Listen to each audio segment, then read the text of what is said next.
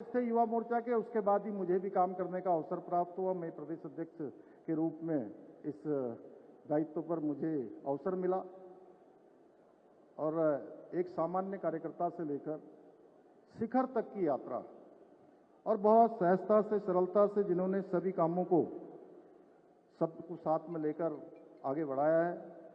आज जो दूसरी बार ऐतिहासिक रूप से भारतीय जनता पार्टी के अध्यक्ष बने हैं आदरणीय महेंद्र भट्ट जी, और आज जिनकी विशेष भूमिका इस पूरे चुनाव में रही, और कल तो जब हम सब लोग प्रांतीय परिषद, राष्ट्रीय परिषद के लिए अपने नाम वहाँ भर रहे थे या महेंद्र भट्ट जी का नामांकन करवा रहे थे, तो वो बिल्कुल गंभीर मुद्रा में थे हमारे चुनाव अधिकारी आदरणीय खजानदास जी। एक बार ताली बजा दीजिए सब लोग।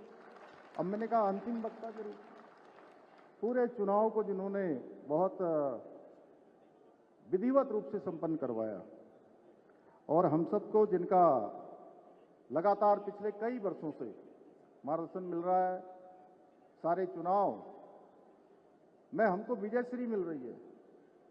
और जो भारतीय जनता पार्टी ने देवभूमि उत्तराखंड के अंदर एक कीर्तिमान स्थापित किया है, एक मिथक था जो तोड़ा, एक परिपाटी थी जो बदली कि एक बार एक पार्टी की सरकार, दूसरी बार दूसरी पार्टी की सरकार।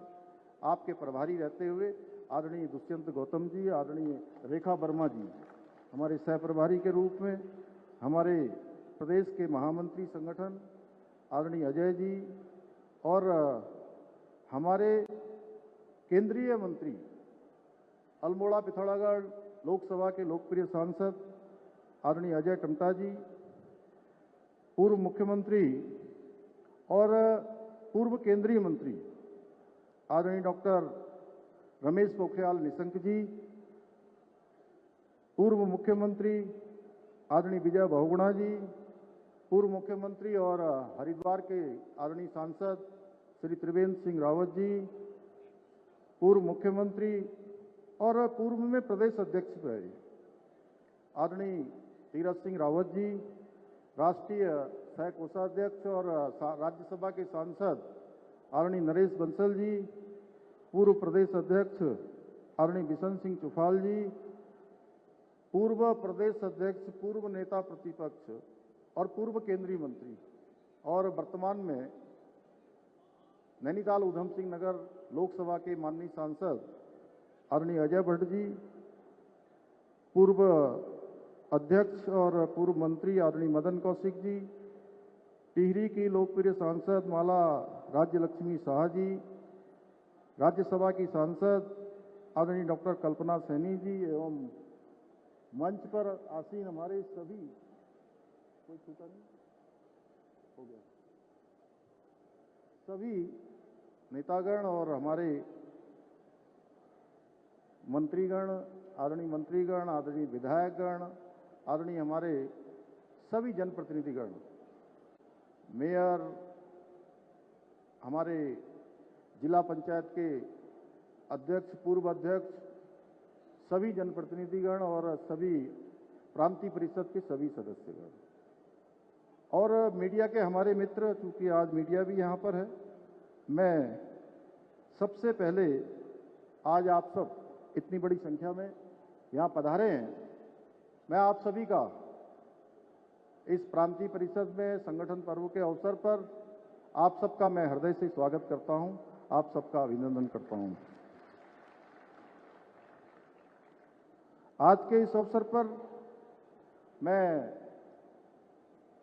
आदरणीय महेंद्र भट्ट जी को भारतीय जनता पार्टी के पुनः प्रदेश अध्यक्ष के रूप में चुने जाने पर अपनी ओर से तथा प्रदेश के कोने कोने से आए हुए प्रदेश के समस्त कार्यकर्ताओं की ओर से हार्दिक बधाई देता हूं, शुभकामनाएं देता हूं।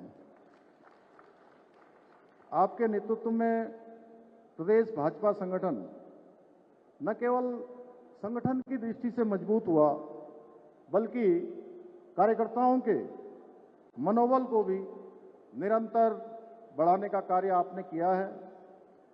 आपने समस्त कार्यकर्ताओं को एक परिवार के रूप में जोड़कर टीम उत्तराखंड की भावनाओं को जागृत करने का कार्य किया है। आपके सहज, सरल और सौम्य स्वभाव से प्रत्येक कार्यकर्ता आपके सामने निसंकोच रूप से अपनी बात रख सकता है। सभी कार्यकर्ताओं का विश्वास रहता है कि नारायण न केवल आपकी बात सुनेंगे बल्कि आपकी चुनौती, आपकी समस्या का समाधान भी करेंगे। क्यों साथियों, मैं सच कह रहा हूं? मैं सही कह रहा हूं ना? अरे इधर से क्यों नहीं आवाज आ रही है भाई? नारायण न केवल आपकी बात सुनेंगे, मैंने कहा न केवल सुनेंगे बल्कि सुनकर आपकी समस्या का समाधान भी करेंगे। क्यों कैलाश जी, आप नहीं समझ पा रहे? आवाज आ रही है उधर? भसीन साहब आपके बगल में इतने मुस्कुरा रहे हैं, देखिए आप। चलिए, ये कई बार मुझे कार्यकर्ताओं की छोटी छोटी समस्याओं से अवगत कराते हैं। कोई कार्यकर्ता दूर से इनको कोई व्हाट्सएप डाल देता है, वो व्हाट्सएप भी रात में मैं देखता हूं कई बार कि इनका 11 बजे 12 बजे या प्रातःकाल जो है उस पर व्हाट्सएप पर इनका संदेश आया होता है। इनका ये भाव देखकर सच में मुझे बहुत प्रसन्नता होती है कि हमारे प्रदेश अध्यक्ष जी केवल संगठन के शीर्ष पद पर आसीन दिशा निर्देश देने वाले व्यक्ति नहीं है, बल्कि प्रत्येक कार्यकर्ता के सुख दुख के सहभागी भी हैं और धरातल पर जुड़े हुए एक कार्यकर्ता भी हैं। मैं इनके बारे में बताए प्रत्येक कार्य को, जो कार्यकर्ताओं के हित से जुड़ा हुआ है, पूरी संवेदनशीलता के साथ और पूरी प्राथमिकता के साथ, प्रतिबद्धता के साथ प्राथमिकता पर लेता हूं।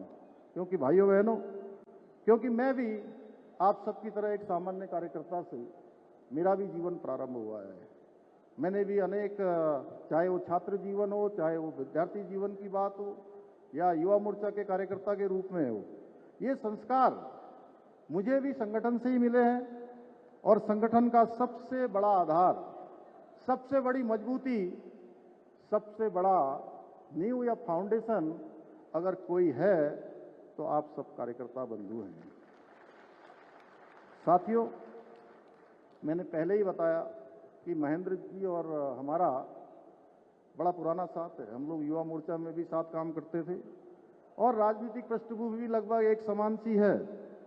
और जब महेंद्र जी को इस बार प्रदेश अध्यक्ष की जिम्मेदारी सौंपी गई तो सच में चुनौतियां बहुत होती हैं और मुझे पता है कि ये चुनौतियां हम सब मिलकर उनको समाधान की ओर ले जाएंगे, संकल्प को शिखर की ओर ले जाएंगे, संकल्प को सिद्धि की ओर ले जाएंगे। और अब तो जो भी चुनौतियां आती हैं, हम चुनौतियों को ही माध्यम बनाकर सच में उस चुनौतियों को अवसर में बदल देते हैं। आपने देखा होगा जितनी चुनौतियां हमारे सामने खड़ी हुई, हमारे भाई साहब आदरणीय दुष्यंत गौतम जी बहुत ध्यान से सुन रहे हैं, क्योंकि उन्होंने भी बहुत नजदीक से देखा है कि अनेक बार हमको अनेक चुनौतियों का सामना करना पड़ता है। लेकिन भाइयों बहनों, आप सबके सहयोग से, आप सबके आशीर्वाद से, आप सबकी शुभकामनाओं से और आप सबके समर्थन से जब जब चुनौतियां आई हैं, जैसे स्प्रिंग को दबाया जाता है, उसके बाद जैसे स्प्रिंग छट से छूटती है, ऊपर पहुंचती है, उस प्रकार का हम लोगों के साथ जो है भगवान की और आप सबकी कृपा होती है। जनता का साथ हो, नेतृत्व का आशीर्वाद हो और कार्यकर्ताओं का प्यार हो तो सब अच्छा होता है। भारतीय जनता पार्टी की सबसे बड़ी विशेषता यह है कि यहां केवल आलोचनाओं या अफवाहों के आधार पर नहीं, बल्कि व्यक्ति की निष्ठा, कार्यशैली और समर्पण को देखकर ही निर्णय लिए जाते हैं। कई बार हम में से लगता होगा लोगों को कि हमारी जानकारी नहीं हो रही है। देखिए भाइयों बहनों, हमारा नेतृत्व सारी चीजें जानता है और कोई भी कार्यकर्ता, मैं हमेशा एक बात कहता हूं, आपने देखा होगा मैं कम बोलने पर विश्वास करता हूं, मैं ज्यादा बात नहीं करता हूं, ज्यादा मैं बोलता नहीं हूं कि कभी मैंने ये कर दिया या महेंद्र जी ने ऐसा कर दिया, क्योंकि हम सब अगर काम करेंगे तो हमारा काम बोलेगा, हम नहीं बोलेंगे, और काम दिखाई देगा। जब काम बोलेगा तो किसी को कुछ बोलने की आवश्यकता नहीं पड़ेगी, वही पर्याप्त हो जाएगा भाइयों बहनों। और हमारे यहाँ संगठन में जब एक बार कोई निर्णय ले लिया जाता है तो व्यक्ति को अपनी प्रतिभा दिखाने का भी पूरा समय दिया जाता है। उसका उदाहरण मैं आपके सामने हूं। अनेक बार अनेक प्रकार की अफवाहें चलती हैं, अनेक प्रकार का बाजार गर्म होता है, फैब्रिकेटेड न्यूज़ें चलाई जाती हैं, लेकिन हमारा जो नेतृत्व है वो अपने कार्यकर्ता पर पूरा विश्वास रखता है और अंगद की तरह उसके पैरों को जमाए रखता है। उनका हमारे सर पर हाथ होता है, हमारे कार्यकर्ताओं का हाथ होता है भाइयों बहनों।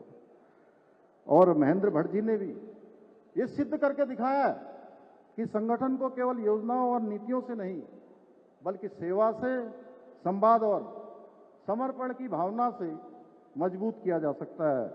इसी का परिणाम है आपके कार्यकाल में हमने प्रदेश में अनेक चुनाव जीते, उनके बारे में सभी लोग बता चुके हैं। सभी चुनावों में हमको विजयश्री मिली है और अभी अभी जनवरी माह में चुनाव हुए और हमने रिकॉर्ड मतों से ट्रिपल इंजन की सफलता सरकार बनाने में भी सफलता प्राप्त की है भाइयों बहनों। मुझे पूरा विश्वास है कि आपके नेतृत्व में भारतीय जनता पार्टी आने वाले समय में न केवल संगठन की दृष्टि से और अधिक मजबूत होगी बल्कि केंद्र और राज्य सरकार की जनकल्याणकारी नीतियां और योजनाओं को अंतिम व्यक्ति तक पहुंचाने में एक महत्वपूर्ण सेतु की भूमिका निभाएगी। और निश्चित रूप से हम सब मिलकर, अभी हमारे सामने चुनाव आ रहे हैं, अब चुनाव के बारे में भी जब हम चुनाव में नहीं जा रहे थे तो हमारे प्रतिपक्ष के लोग वो कह रहे थे चुनाव नहीं करवा रहे हैं। हम चुनाव करवाने चले गए तो वो कोर्ट चले गए भाइयों बहनों। फिर कोर्ट ने निर्णय दे दिया तो वो कहने लगे कि सरकार चुनाव नहीं करवाना चाहती है। अब हम लग के जो है वहाँ पैरवी करी हम लोगों ने और कोर्ट ने कहा कि चुनाव करवाइए। अब कह रहे हैं कि मौसम खराब है। अब जानते हो आप मौसम खराब क्यों हो रहा है? अभी मेरे से पहले बोलने वाले वक्ताओं ने बताया था, दुष्यंत जी ने बताया कि मौसम इसलिए खराब हो गया कि उनका माहौल खराब हो गया है, इसलिए उनको मौसम खराब लग रहा है। भाइयों बहनों, अच्छा हाँ डाल दिया हो तो पहले, तो इसलिए भाइयों बहनों संवैधानिक बाध्यता भी है। कोई हमसे यह न कहे कि हमने संविधान, चूंकि हम इस प्रकार के हैं नहीं, संविधान के हत्या दिवस अभी अभी हम लोगों ने पूरे प्रदेश के अंदर और देश के अंदर हमारी पार्टी ने सभी कार्यकर्ताओं के बीच में लेकर गए थे। इसलिए हम तैयार हैं।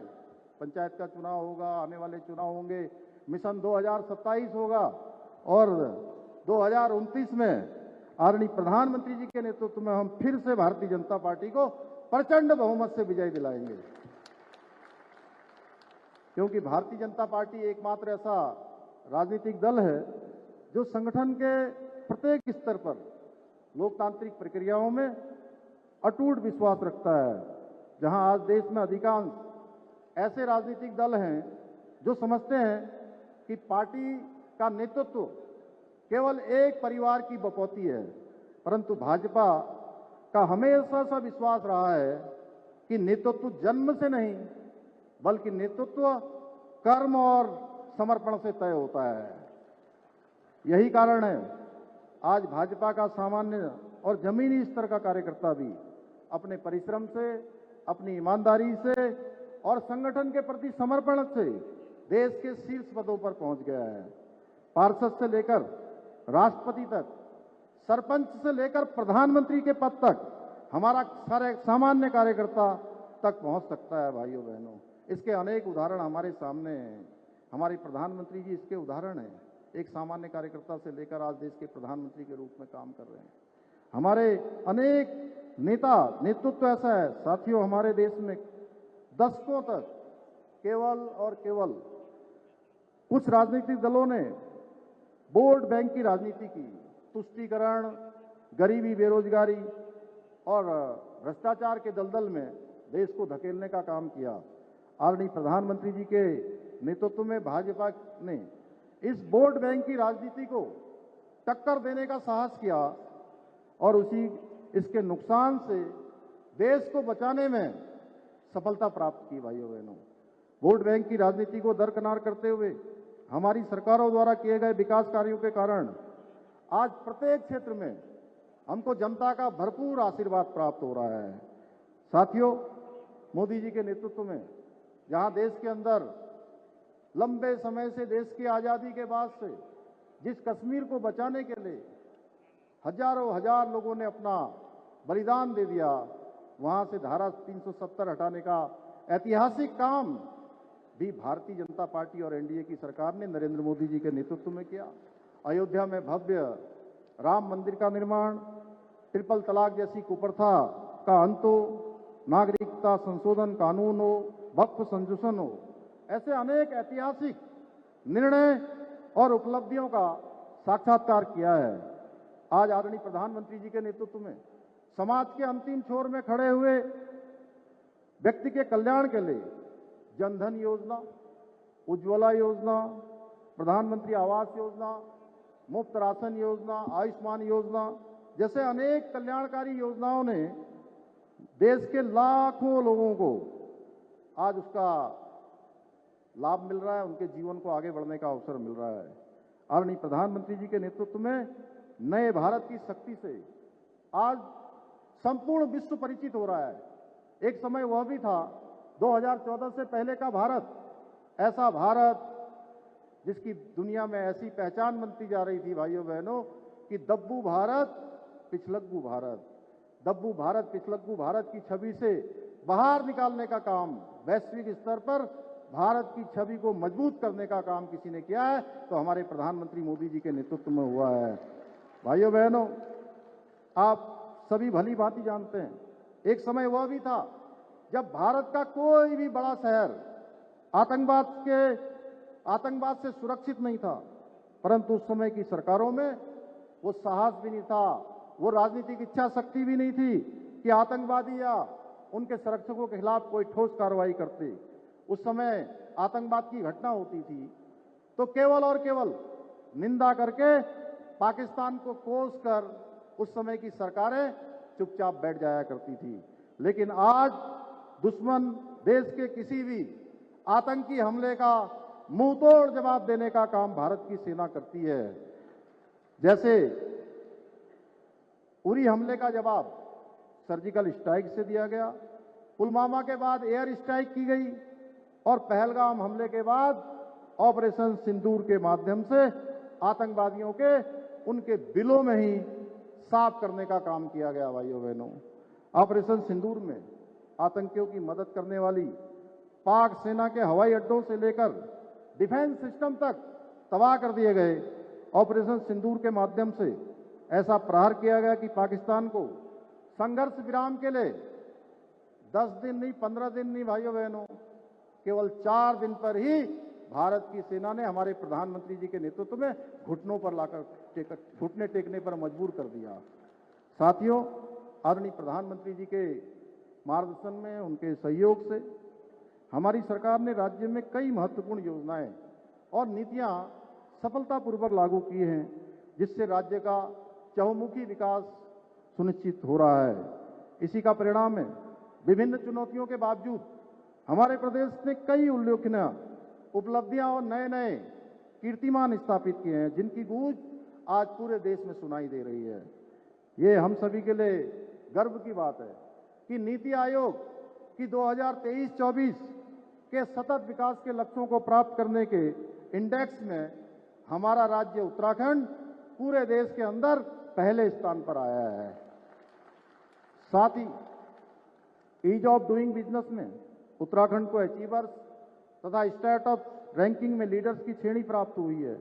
इसके साथ ही हमने बेरोजगारी दर में भी 4.4% की कमी लाकर राष्ट्रीय औसत को भी पीछे छोड़ने का काम किया है। साथियों, इसके साथ साथ फाइनेंशियल डिसिप्लिन बनाने में भी आज हमारा राज्य छोटे राज्यों की श्रेणी में दूसरे स्थान पर है। आदरणीय प्रधानमंत्री मोदी जी ने 9 नवंबर 2024 को हम सब प्रदेशवासियों को संबोधित करते हुए कहा था कि आज उत्तराखंड के अंदर जो अनेक फैसले लिए जा रहे हैं, जो अनेक निर्णय लिए जा रहे हैं, वो आज देश के लिए भी उदाहरण बन रहे हैं। साथियों, हमारी सरकार राज्य के समग्र विकास के साथ साथ राज्य की डेमोग्राफी, राज्य के सांस्कृतिक मूल्यों को संरक्षित रखने के लिए भी पूरी तरह से संकल्पित होकर काम कर रही है। हमने प्रदेश में जहां एक ओर सख्त धर्मांतरण विरोधी कानून बनाया है, दंगों को रोकने के लिए दंगा रोधी कानून बनाया है, वहीं लव जिहाद, लैंड जिहाद और थूक जिहाद जैसी घृणित मानसिकताओं के खिलाफ भी कठोर कार्रवाई सुनिश्चित की है। साथ ही हमने प्रदेश में एक सख्त भू कानून भी लागू कर दिया है। राज्यवासियों की लंबे समय से मांग थी कि एक सख्त भू कानून होना चाहिए, राज्य के मूल अस्तित्व के साथ छेड़छाड़ नहीं होनी चाहिए, राज्य के मूल अस्तित्व के साथ खिलवाड़ नहीं होना चाहिए। भाइयों बहनों, हमने उसी को देखते हुए राज्यवासियों की भावनाओं के अनुरूप सख्त भू कानून लागू करने का काम भी किया है। और अब जो राज्य के मूल स्वरूप के साथ खिलवाड़ करने वाले हैं, उनके लिए कार्रवाई भी सुनिश्चित की है। अनेकों जमीनें राज्य सरकार में निहित हो चुकी हैं और निहित होने की कार्रवाई निरंतर गतिमान है। अतिक्रमण हटाया जा रहा है और 6,500 एकड़ से भी अधिक जमीनें आज हमने अतिक्रमण से मुक्त करा दी हैं। इतना ही नहीं, हमने जहां एक और राज्य में समान नागरिक संहिता का कानून लागू कर सभी के लिए एक समान कानून की स्थापना भी की है। उत्तराखंड देश का एक पहला ऐसा राज्य है जहां 27 जनवरी 2025 से देवभूमि उत्तराखंड में रहने वाले कोई किसी जाति का होगा, किसी पंथ का होगा, किसी समुदाय का होगा, किसी धर्म का होगा, भाइयों बहनों, देवभूमि उत्तराखंड का निवासी होगा तो उसको एक समान कानून के अंतर्गत रहना होगा। वहीं हमने युवाओं के भविष्य के साथ खिलवाड़ करने वालों पर भी अंकुश लगाने हेतु प्रदेश में सख्त नकल विरोधी कानून लागू किया है, जिसका परिणाम हुआ है पिछले 3.5 वर्षों में 23,000 से अधिक युवाओं को सरकारी नौकरियां प्राप्त करने में सफलता प्राप्त मिली है। साथियों, हम राज्य में भ्रष्टाचार को जड़ से समाप्त करने के लिए जीरो टॉलरेंस नीति के तहत संकल्पबद्ध होकर काम कर रहे हैं। इसी का परिणाम है कि हमने प्रदेश के इतिहास में पहली बार आईएएस, पीसीएस स्तर के अधिकारियों सहित पिछले 3 वर्षों में भ्रष्टाचार में लिप्त 200 से भी अधिक लोगों को जेल की सलाखों के पीछे भेजने का काम किया है। पहले के समय में जब कार्रवाई होती थी भाइयों बहनों, तो लोग कहते थे कि छोटी छोटी मछलियों पर कार्रवाई हो रही है, बड़ी मछलियां बाहर घूम रही हैं। हमने कहा छोटी मछलियों के साथ बड़ी मछलियों को भी करेंगे और बड़ी मछलियों को छोड़िए, मगरमच्छों को भी नहीं छोड़ेंगे। मगरमच्छों के खिलाफ भी कार्रवाई हो रही है। साथियों, विपक्षी सरकारों में केवल योजनाएं बनाई जाती थी, अब योजनाएं बनाई भी जा रही हैं और योजनाएं लागू भी की जा रही हैं। हम जिन योजनाओं का शिलान्यास करते हैं, उन सभी योजनाओं का हम लोकार्पण करते हैं। आज के अवसर पर मैं आप सभी कार्यकर्ताओं से आह्वान करना चाहता हूं कि आप पूरी शक्ति से, निष्ठा से और समर्पण के साथ केंद्र एवं राज्य सरकार की जन कल्याणकारी योजनाओं का घर घर तक पहुंचाने का कार्य करें। साथ ही आगामी पंचायत चुनाव, 2027 के विधानसभा चुनाव और 2029 के लोकसभा चुनाव में पार्टी को भारी मतों से विजय बनाने का लक्ष्य लेकर अभी से जुड़ जाएं भाइयों बहनों। साथियों, हम उत्तराखंड को देश का अग्रणी राज्य बनाने के अपने विकल्प रहित संकल्प को पूरा करने के लिए निरंतर कार्य कर रहे हैं। मुझे पूरा विश्वास है आप सभी कार्यकर्ता भाई बहनों के आशीर्वाद से, आप सबके सहयोग से उत्तराखंड देश का सर्वश्रेष्ठ राज्य बनेगा और हम सबका ये संकल्प सिद्ध होगा। जब मैं कहता हूं विकल्प रहित संकल्प, तो कई बार मुझे लगता है कि हमारे साथी ये सोचते होंगे कि ये कोई अकेले का मेरा संकल्प है। ये अकेले का मेरा संकल्प नहीं है, ये उत्तराखंड के एक एक जनगण मन का विकल्प रहित संकल्प है। वो ऐसा संकल्प है जिसमें कोई विकल्प नहीं साथियों, क्योंकि अगर संकल्प में कोई विकल्प आता है तो संकल्प टूट जाता है। संकल्प में विकल्प आता है तो रास्ते हमसे ओझल हो जाते हैं, मंजिल हमसे दूर हो जाती है, हमारे सपने हमसे रूठ जाते हैं। इसलिए संकल्प में कोई विकल्प का ना आना संकल्प की सिद्धि का साकार होना होता है। इसलिए मैं कहता हूं हमेशा विकल्प रहित संकल्प, और ये हमारा संकल्प अवश्य सिद्ध होगा। इसी विश्वास के साथ एक बार फिर से मैं आप सबकी तरफ से, अपनी तरफ से